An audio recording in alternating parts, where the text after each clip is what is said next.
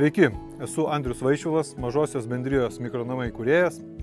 Neskaitant to, kad jau ilgą laiką statome modulinius statinius gyvenimui, poilsiui ir verslui, dar ilgiau domiuosi mažų namų judėjimu, kuris jau plačiai paplitęs visame pasaulyje ir žinomas kaip The Tiny House Movement. Taigi kviečiu visus bendraminčius, kurie domisi ar jau yra įgyvendinę mažo namo idėją, jungtis prie mūsų.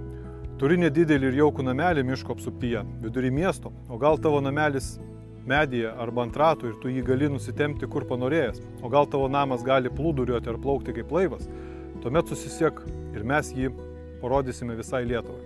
O tuo pačiu pasidalinsime, kaip tau sekėsi planuoti bei statyti tokį namelį, su kokiamis klaidomis bei iššūkiais susidūrė. Taip pat kviečiu ir tuos, kas užsiema karkasinių, modulinių ar skydinių namų statybą iki 80 kvadratų, parodyti savo statytus namukus ir papasakoti savo patirtį įgyvendinant projektus.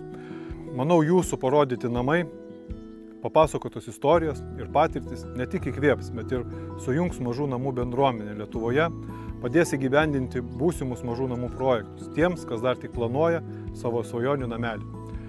Taigi kviečiu visus nieko nelaukti, drąsiai susisiekti ir mes pas jūs būtinai atvyksime. Kaip sakoma, mažų namų bendruomenė mažiau yra daugiau.